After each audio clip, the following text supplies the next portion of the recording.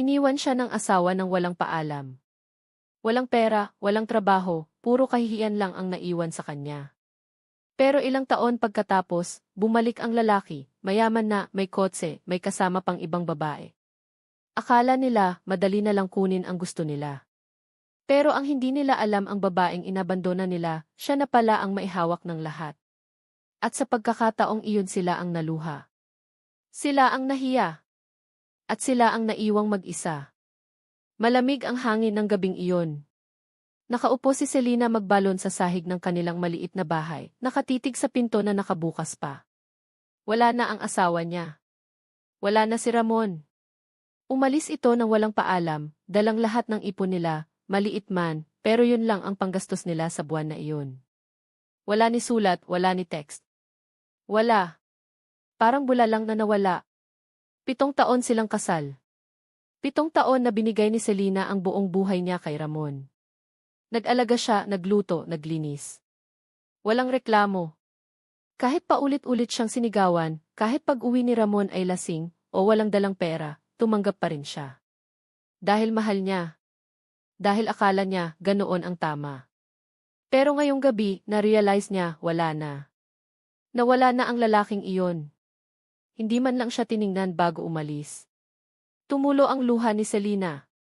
Hindi dahil nasasaktan lang siya, kundi dahil nahihiya. Nahihiya siyang harapin ang mga kapitbahay. Nahihiya siyang sabihin sa mundo na iniwan siya. Na niloko siya. Na hindi siya sapat. Kinabukasan, nagising siya sa tunog ng kumatok. Binuksan niya ang pinto. Nakatayo si Aling Toyang di makulangan, ang kanilang kapitbahay, may dalang maliit na supot ng bigas. Selena, anak, sabi ni Aling Toyang, mahinahon ang boses. Alam ko na. Nakita ko si Ramon kahapon, may bitbit na maleta. Umalis na ba talaga siya? Hindi nakasagot si Selena. Tumango lang siya. At sa pagkakataong iyon, yumakap si Aling Toyang. Hindi nagsalita. Niyakap lang siya ng mahigpit. Huwag kang susuko, bulong nito. Hindi ka nag-iisa. Pero sa totoo lang, nag-iisa si Selena. Wala siyang pamilya. Namatay na ang mga magulang niya ilang taon na ang nakalilipas. Walang kapatid. Si Ramon lang ang meron siya. At ngayon wala na rin. Kaya nagsimula siyang magtrabaho. Nagtinda siya ng puto at kutsinta sa tabi ng kalsada. Benta niya, 20 pesos lang bawat bilaw. Kaunti lang ang kita. Minsan, 200 lang sa isang araw. Pero kailangan niyang mabuhay. Naglaba rin siya ng damit ng ibang tao. 50 pesos bawat kargada. Minsan, 4 na kargada sa isang araw. Pawis. Pagod. Sakit ng likod. Pero patuloy pa rin. Ilang buwan ang lumipas. Lumiit ang timbang ni Selena. Namumutla ang mukha. Pero hindi siya tumigil. Dahil ayaw niyang maging kawawa. Ayaw niyang isipin ng iba na wala siyang silbi. Isang hapon, habang naglalabas siya sa labas ng bahay, may lumapit na matandang lalaki. Nakabarong, may daladalang payong kahit hindi umuulan. Magandang hapon, bati nito. Ikaw ba si Selena? Tumango si Selena, medyo nag-aalangan. Ako si Attorney Eliseo Forteza, sabi nito, ngumiti. Kliyente ko dati ang yumaong tatay mo. May mensahe siya para sa iyo bago siya pumanaw. Napatigil si Selena. Hindi niya kilala ang lalaking ito, pero narinig niya na ang pangalan. Minsan, nabanggit ng kanyang ama noon. Ano pong mensahe? Tanong niya. Sabi niya, kung dumating ang araw na wala ka ng makapitan, puntahan mo ako. Tutulungan kita. Umiling si Selena. Ayoko pong maging pabigat, attorney. Ngumiti si Achoy. Eliseo. Hindi ka pabigat, anak. Ikaw ay katulad ng anak ko. At ang tatay mo, kaibigan ko. Kaya tutulungan kita. Simula noon, naging tagapayo ni Selena si Achoy. Eliseo. Tinuruan siya nitong magnegosyo. Sabi nito, wag lang magtinda ng kakanin. Subukan gawing mas malaki. Gawing pakete. Ibenta sa mga tindahan. Sa mga kumpanya. Nakinig si Selena. Nagsikap siya. Gabi-gabi, ginagawa niya ang puto at kutsinta. Pinakete. Dinala sa mga tindahan. Una, tatanggihan. Pangalawa, bibilhin ng konti. Pangatlo, mag-order na ng marami. 3 taon ang lumipas. Ang maliit na tindahan ni Selena, naging malaking negosyo na. May pangalan na Selena's Homemade Delicacies. May sariling factory na. May mga empleyado na. At siya, ang may-ari. Pero hindi naging mayabang si Selena. Nanatili siyang simple. Nakatira pa rin sa dating bahay. Suot pa rin ang mga dating damit. Kasi alam niya kung saan siya nanggaling. At ayaw niyang makalimutan iyon. Ngunit isang umaga, habang nasa opisina siya, tumunog ang phone niya. Unknown number. Hello? Selena, sabi ng boses. Pamilyar. Nanginginig. Sino ito? Tanong niya. Ako si Ramon. Napatigil ang mundo ni Selena. 5 taon na ang lumipas simula nang iwanan siya ng lalaking ito.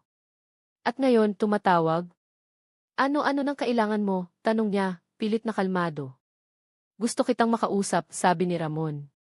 May kailangan akong kunin. Yung lupa. Yung lupa ng mga magulang mo. Nakapangalan pa rin sa iyo, di ba? Napakunot ang noo ni Selena. Bakit? Kailangan ko, Selena. Please. Pwede ba tayong magkita? Nanahimik si Selena. Pero sa huli, pumayag siya. Hindi dahil gustong-gusto niya. Kundi dahil gusto niyang makita kung ano nang nangyari sa taong iniwan siya. Kinabukasan, pumunta si Ramon sa bahay ni Selena. Pero hindi siya mag-isa. May kasamang babae. Maganda. Nakaayos. Nakamakilig. May dala pang mamahaling bag. Selena, bati ni Ramon, may ngiti na peke. Kamusta ka na? Tumingin si Selena.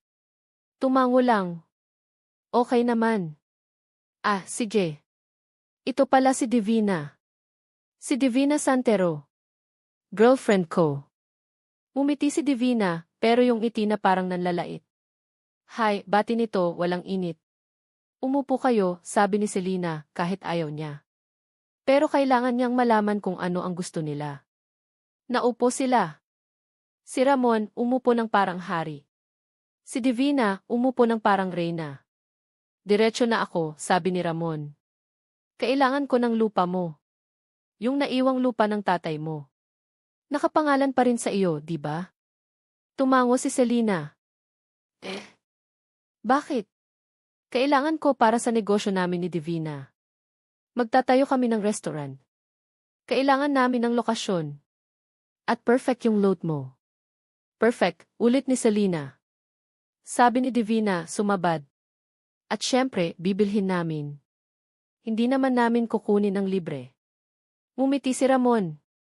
Selena. Bibilhin namin. Magbibigay kami ng pera. Pero syempre, hindi masyadong malaki. Kasi nga wala ka namang magagawa doon, di ba? Walang pera. Walang kakayahan. Naramdaman ni Selena ang kirot sa dibdib. Ganito pala ang lalaking ito. Ganito pala siya kabastos. Iniwan siya, tapos babalik para mang-insulto. Hindi ko ibibenta, sabi ni Selena, kalmado. Natigilan si Ramon. Ha? Sabi ko, hindi ko ibibenta. Yun ang huling alaala ng tatay ko. Hindi ko ibibenta sa kahit sino. Lalo na sa iyo. Nag-init ang mukha ni Ramon. Selena, huwag kang mag-inarte. Kailangan namin yan. Umalis kayo, sabi ni Selena, tumayo na. Wala kayong makukuha dito. Tumayo rin si Ramon, galit na. Selena, asawa mo ako. Dati, sabi ni Selena, matigas ang tono. Dati kang asawa ko. Pero iniwan mo ako. Kaya wala ka ng karapatan. Tumingin si Divina kay Ramon, nagtataka. Iniwan mo siya. Ibig sabihin, kasal pa kayo. Namutla si Ramon. Divina, hindi ganoon. Sagutin mo, sigaw ni Divina. Pero ayusin ko na di. Tumayo si Divina.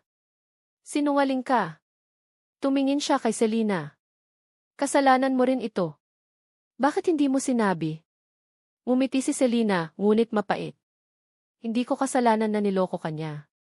Pareho lang tayong biktima. Umalis si Divina, galit. Sumunod si Ramon, pero bago siya tuluyang makaalis, lumingon siya kay Selena. Pagbabayaran mo ito, sabi niya, banta sa tono. Ngumiti lang si Selena. Wala ka nang mabibili sa akin, Ramon. Umalis ka na. At umalis nga si Ramon. Ngunit ang hindi niya alam, ang babaeng iniwan niya, siya na pala ang maihawak ng kinabukasan niya. Ilang linggo ang lumipas matapos umalis si Ramon at si Divina. Tahimik ang buhay ni Selena. Bumalik siya sa normal niyang gawain, nag-check ng production, nag-meeting sa mga supplier, at nag-ensure na maayos ang takbo ng negosyo. Pero sa loob-loob niya, may nararamdaman siyang kakaiba. Hindi siya masaya dahil nakaganti. Hindi siya nalulugod dahil nahiya si Ramon. Wala. Ang nararamdaman niya lang ay kalungkutan dahil sa 7 taon niyang buhay, nasayang sa taong hindi naman pala siya mahal. Isang hapon, habang nag-i-inspect siya ng bodega, lumapit si Atty. Eliseo. Selena, tawag nito, may daladalang folder. May gusto akong ipakita sa iyo. Lumapit si Selena. Binuksan ni Atty. Eliseo ang folder. Nandoon ang kopya ng titulo ng lupa, ang lupa ng kanyang mga magulang. Ang lupang gusto kunin ni Ramon. Alam mo ba kung gaano kahalaga ang lupang ito? Tanong ni Atty. Eliseo. Umiling si Selena. Hindi. Maliit lang naman po iyon, di ba? Ngumiti si Atty. Eliseo. Maliit. Pero nasa sentro ng commercial district na ngayon. Ang presyo nito, umabot na ng mahigit 10 milyon. Napamaang si Selena. 10 milyon? At alam mo ba kung ano ang plano ni Ramon? Gusto niyang kunin yan sa iyo ng mura, tapos ibebenta niya sa developer ng doble o triple ang presyo. Ginagamit kanya, Selena. Napaiyak si Selena. Hindi dahil sa lupa, kundi dahil sa dami ng kasinungalingan. Sa dami ng pagkakataong ginamit siya. Pero hindi mo ibinigay, sabi ni Atty. Eliseo, mahinahon. Kaya ikaw ang nanalo. Ikaw ang nananatiling may dignidad. Tumango si Selena. Pinunasan ang luha. Salamat po, attorney. Kung wala kayo, baka nabenta ko na yan. Ngumiti si Atty. Eliseo. Hindi. Hindi mo ibebenta. Dahil alam mo kung ano ang halaga ng alaala. At iyon ang tama. Ilang araw pagkatapos, bumalik si Divina. Pero ngayon, mag-isa na. Walang kasama. Walang Ramon. Kumatok siya sa bahay ni Selena. Pagbukas, nagulat si Selena. Nandoon si Divina, pero iba na ang itsura. Hindi na mayabang. Hindi na nakaayos. Simpleng damit lang. Namumula ang mata. Halatang umiiyak. Selena, sabi nito, nanginginig ang boses. Pwede ba tayong mag-usap? Tumango si Selena. Pinaupo niya si Divina sa loob. Umupo si Divina, huminga ng malalim. Gusto ko lang humingi ng tawad, sabi nito. Sa lahat ng sinabi ko. Sa lahat ng ginawa ko. Mali ako. Sobrang mali. Tahimik lang si Selena. Nakinig lang. Niloko niya ako, tuloy ni Divina, tumutulong luha. Sinabi niya sa akin na anod na kayo. Na wala na kayong relasyon. Na matagal ka nang wala sa buhay niya. Pero lahat iyon kasinungalingan. Ginamit niya ako, ginamit ka, ginamit niya ang lahat. Alam ko, sabi ni Selena, mahinang boses. Pero hindi mo kasalanan. Pareho lang tayong biktima. Umiling si Divina. Hindi. May kasalanan ako. Kasi pumayag ako na maging bastos sa iyo. Kahit hindi kita kilala, tinrato kitang mababa. At iyon ang mali ko. Tumahimik silang dalawa. Ilang sandali lang bago muling nagsalita si Divina. Iniwan ko na siya, sabi nito. Umuwi na ako sa pamilya ko. At sinabi ko sa papa ko kung sino talaga si Ramon. Ngayon, wala na siyang negosyo. Wala na siyang kontrata. Lahat ng ipinangako namin sa kanya, kinansela na. Napakunot ang noo ni Selena. Bakit mo ginawa iyon? Kasi deserve niya, sagot ni Divina, matigas ang tono. Deserve niyang maranasan kung ano ang pakiramdam ng taong ginagamit lang. Tumango si Selena. Hindi siya natuwa. Pero naintindihan niya. Dahil kung hindi rin naman siya nasaktan noon, baka hindi rin siya natuto. Salamat, sabi ni Divina, tumayo na. At sana, balang araw, mapatawad mo ako. Ngumiti si Selena. Pinatawad na kita. Kasi alam ko, hindi mo ginusto na masaktan din ako. Nangyari lang. At okay lang iyon. Umalis si Divina, pero bago siya tuluyang lumabas, lumingon siya. Ikaw ang pinakamalakas na babaeng nakilala ko, sabi nito. Sana maging katulad kita. At umalis na nga. Naiwan si Selena na mag-isa, ngunit hindi malungkot. Kundi mapayapa. Ilang buwan ang lumipas. Ang negosyo ni Selena mas lumaki pa. Naging supplier na siya ng mga malaking kumpanya. Naging supplier din ng mga restaurant chains. At ang pinaka nakakatuwang parte, naging supplier din siya ng kumpanya ng pamilya ni Divina. Isang araw, may delivery si Selena sa isang mataas na building. Pag-abot niya ng produkto sa receiving area, nakita niya si Ramon. Nakatayo ito sa tabi, abala sa pagbubuhat ng mga kahon. Naka-uniform. Empleyado. Simpleng manggagawa. Tumingin si Ramon. Nakita si Selena. Namutla. Pero hindi lumapit si Selena. Tumingin lang siya. Tumango. At umalis. Hindi na kailangan pang magsalita. Nakita niya na. Ang lalaking iniwang lahat para sa yaman, ngayon ay bumalik sa simula. Walang pera. Walang negosyo. Walang dignidad. Habang si Selena, tuloy ang buhay. Tuloy ang laban. Tuloy ang respeto sa sarili. Ilang taon pagkatapos, nasa isang simpleng event si Selena para sa kanyang kumpanya. Nandoon si Achoy, Eliseo, si Aling Toyang at ilang mga empleyado niya. Salamat sa lahat, sabi ni Selena sa kanyang speech. Hindi ko naabot ang mga pangarap ko dahil sa yaman. Naabot ko ito dahil sa mga taong nagtiwala sa akin. Dahil sa mga taong hindi ako iniwan kahit wala akong maibigay. Pumalakpak ang lahat. Ngumiti si Selena. At sa mga sandaling iyon, naramdaman niya, totoo na siyang malaya.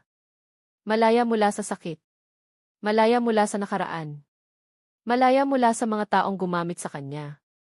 At ang pinakaimportante, malaya mula sa takot na maging mag-isa. Dahil natutunan niya, mas mabuti pang mag-isa kaysa kasama ang taong hindi ka naman nirerespeto. Nang matapos ang event, lumapit si Aling Toyang. Selena, anak, sabi nito, yumakap. Proud na proud ako sa iyo. Salamat po, Aling Toyang, sagot ni Selena. Kayo po ang unang tumulong sa akin. Kayo po ang naging tunay na pamilya ko. Ngumiti si Aling Toyang. Hindi, anak. Ikaw ang naging pamilya ko. Ikaw ang dahilan kung bakit naniwala ako na kahit sino, kahit gaano kahirap, pwedeng bumangon. Niyakap ni Selena si Aling Toyang. At sa yakap na iyon, naramdaman niya, ito ang tunay na kayamanan. Hindi pera. Hindi negosyo. Kundi ang mga taong nananatili kahit wala kang maibigay. At sa huli, nang mag-isa na ulit si Selena, habang nakatingin sa kalangitan mula sa balkonahe ng kanyang maliit na bahay, ang bahay na hindi niya iniwanan kahit mayaman na siya, ngumiti siya. Salamat, bulong niya. Hindi niya alam kung kanino. Baka sa Diyos. Baka sa sarili niya. Baka sa mundo. Pero alam niya kung bakit siya nagpapasalamat. Dahil natutunan niya na ang tunay na tagumpay ay hindi nasusukat sa kung gaano kalaki ang bahay mo o kung gaano kadami ang pera mo. Kundi sa kung paano ka tumayo muli pagkatapos kang bumagsak. Kung paano ka nananatiling tapat sa sarili mo kahit ginawa kang taksil ng iba. At kung paano mo pinili ang dignidad kahit iniwan ka ng taong akala mo ay mahal ka. Iyon ang tunay na yaman. At iyon, mayroon na si Selena. Para habang buhay. Ilang linggo ang lumipas matapos umalis si Ramon at si Divina. Tahimik ang buhay ni Selena. Bumalik siya sa normal niyang gawain, nag-check ng production, nag-meeting sa mga supplier, at nag-ensure na maayos ang takbo ng negosyo. Pero sa loob-loob niya, may nararamdaman siyang kakaiba. Hindi siya masaya dahil nakaganti. Hindi siya nalulugod dahil nahiya si Ramon. Wala. Ang nararamdaman niya lang ay kalungkutan dahil sa 7 taon niyang buhay, nasayang sa taong hindi naman pala siya mahal. Isang hapon, habang nag-i-inspect siya ng bodega, lumapit si Atty. Eliseo. Selina, tawag nito, may daladalang folder. May gusto akong ipakita sa iyo. Lumapit si Selina. Binuksan ni Atty. Eliseo ang folder. Nandoon ang kopya ng titulo ng lupa, ang lupa ng kanyang mga magulang. Ang lupang gusto kunin ni Ramon. Alam mo ba kung gaano kahalaga ang lupang ito? Tanong ni Atty. Eliseo. Umiling si Selina. Hindi. Maliit lang naman po iyon, di ba? Ngumiti si Atty. Eliseo. Maliit. Pero nasa sentro ng commercial district na ngayon. Ang presyo nito, umabot na ng mahigit 10 milyon. Napamaang si Selina. 10 milyon? At alam mo ba kung ano ang plano ni Ramon? Gusto niyang kunin yan sa iyo ng mura, tapos ibebenta niya sa developer ng doble o triple ang presyo. Ginagamit ka niya, Selina. Napaiyak si Selina. Hindi dahil sa lupa, kundi dahil sa dami ng kasinungalingan. Sa dami ng pagkakataong ginamit siya. Pero hindi mo ibinigay, sabi ni Atty. Eliseo, mahinahon. Kaya ikaw ang nanalo. Ikaw ang nananatiling may dignidad. Tumango si Selina. Pinunasan ang luha. Salamat po, attorney. Kung wala kayo, baka nabenta ko na yan. Ngumiti si Atty. Eliseo. Hindi. Hindi mo ibebenta. Dahil alam mo kung ano ang halaga ng alaala. At iyon ang tama. Ilang araw pagkatapos, bumalik si Divina. Pero ngayon, mag-isa na. Walang kasama. Walang Ramon. Kumatok siya sa bahay ni Selina. Pagbukas, nagulat si Selina. Nandoon si Divina, pero iba na ang itsura. Hindi na mayabang. Hindi na nakaayos. Simpleng damit lang. Namumula ang mata. Halatang umiiyak. Selina, sabi nito, nanginginig ang boses. Pwede ba tayong mag-usap? Tumango si Selina. Pinaupo niya si Divina sa loob. Umupo si Divina, huminga ng malalim. Gusto ko lang humingi ng tawad, sabi nito. Sa lahat ng sinabi ko. Sa lahat ng ginawa ko. Mali ako. Sobrang mali. Tahimik lang si Selina. Nakinig lang. Niloko niya ako, tuloy ni Divina, tumutulong luha. Sinabi niya sa akin na anod na kayo. Na wala na kayong relasyon. Na matagal ka nang wala sa buhay niya. Pero lahat iyon kasinungalingan. Ginamit niya ako, ginamit ka, ginamit niya ang lahat. Alam ko, sabi ni Selina, mahinang boses. Pero hindi mo kasalanan. Pareho lang tayong biktima. Umiling si Divina. Hindi. May kasalanan ako. Kasi pumayag ako na maging bastos sa iyo. Kahit hindi kita kilala, tinrato kitang mababa. At iyon ang mali ko. Tumahimik silang dalawa. Ilang sandali lang bago muling nagsalita si Divina. Iniwan ko na siya, sabi nito. Umuwi na ako sa pamilya ko. At sinabi ko sa papa ko kung sino talaga si Ramon. Ngayon, wala na siyang negosyo. Wala na siyang kontrata. Lahat ng ipinangako namin sa kanya, kinansela na. Napakunot ang noo ni Selina.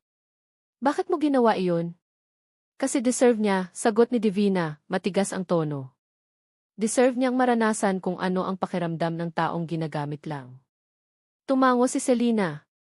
Hindi siya natuwa. Pero naintindihan niya. Dahil kung hindi rin naman siya nasaktan noon, baka hindi rin siya natuto. Salamat, sabi ni Divina, tumayo na. At sana, balang araw, mapatawad mo ako. Ngumiti si Selina. Pinatawad na kita. Kasi alam ko, hindi mo ginusto na masaktan din ako. Nangyari lang. At okay lang iyon. Umalis si Divina, pero bago siya tuluyang lumabas, lumingon siya. Ikaw ang pinakamalakas na babaeng nakilala ko, sabi nito. Sana maging katulad kita. At umalis na nga. Naiwan si Selina na mag-isa, ngunit hindi malungkot. Kundi mapayapa. Ilang buwan ang lumipas. Ang negosyo ni Selena mas lumaki pa. Naging supplier na siya ng mga malaking kumpanya. Naging supplier din ng mga restaurant chains. At ang pinaka nakakatuwang parte, naging supplier din siya ng kumpanya ng pamilya ni Divina. Isang araw, may delivery si Selena sa isang mataas na building. Pag-abot niya ng produkto sa receiving area, nakita niya si Ramon. Nakatayo ito sa tabi, abala sa pagbubuhat ng mga kahon. Naka-uniform. Empleyado. Simpleng manggagawa. Tumingin si Ramon. Nakita si Selena. Namutla. Pero hindi lumapit si Selena. Tumingin lang siya. Tumango. At umalis. Hindi na kailangan pang magsalita. Nakita niya na. Ang lalaking iniwang lahat para sa yaman, ngayon ay bumalik sa simula. Walang pera. Walang negosyo. Walang dignidad. Habang si Selena, tuloy ang buhay. Tuloy ang laban. Tuloy ang respeto sa sarili. Ilang taon pagkatapos, nasa isang simpleng event si Selena para sa kanyang kumpanya. Nandoon si Atty. Eliseo, si Aling Toyang at ilang mga empleyado niya. Salamat sa lahat, sabi ni Selena sa kanyang speech. Hindi ko naabot ang mga pangarap ko dahil sa yaman. Naabot ko ito dahil sa mga taong nagtiwala sa akin. Dahil sa mga taong hindi ako iniwan kahit wala akong maibigay. Pumalakpak ang lahat. Ngumiti si Selena. At sa mga sandaling iyon, naramdaman niya, totoo na siyang malaya. Malaya mula sa sakit. Malaya mula sa nakaraan. Malaya mula sa mga taong gumamit sa kanya. At ang pinakaimportante, malaya mula sa takot na maging mag-isa. Dahil natutunan niya, mas mabuti pang mag-isa kaysa kasama ang taong hindi ka naman nirerespeto. Nang matapos ang event, lumapit si Aling Toyang. Selena, anak, sabi nito, yumakap. Proud na proud ako sa iyo. Salamat po, Aling Toyang, sagot ni Selena. Kayo po ang unang tumulong sa akin. Kayo po ang naging tunay na pamilya ko. Umiti si Aling Toyang. Hindi, anak. Ikaw ang naging pamilya ko. Ikaw ang dahilan kung bakit naniwala ako na kahit sino, kahit gaano kahirap, pwedeng bumangon. Niyakap ni Selena si Aling Toyang. At sa yakap na iyon, naramdaman niya, ito ang tunay na kayamanan. Hindi pera. Hindi negosyo. Kundi ang mga taong nananatili kahit wala kang maibigay. At sa huli, nang mag-isa na ulit si Selena, habang nakatingin sa kalangitan mula sa balkonahe ng kanyang maliit na bahay, ang bahay na hindi niya iniwanan kahit mayaman na siya, ngumiti siya. Salamat, bulong niya. Hindi niya alam kung kanino. Baka sa Diyos. Baka sa sarili niya. Baka sa mundo. Pero alam niya kung bakit siya nagpapasalamat. Dahil natutunan niya na ang tunay na tagumpay ay hindi nasusukat sa kung gaano kalaki ang bahay mo o kung gaano kadami ang pera mo. Kundi sa kung paano ka tumayo muli pagkatapos kang bumagsak. Kung paano ka nananatiling tapat sa sarili mo kahit ginawa kang taksil ng iba. At kung paano mo pinili ang dignidad kahit iniwan ka ng taong akala mo ay mahal ka. Iyon ang tunay na yaman. At iyon, mayroon na si Selena. Para habang buhay. Iniwan siya ng asawa ng walang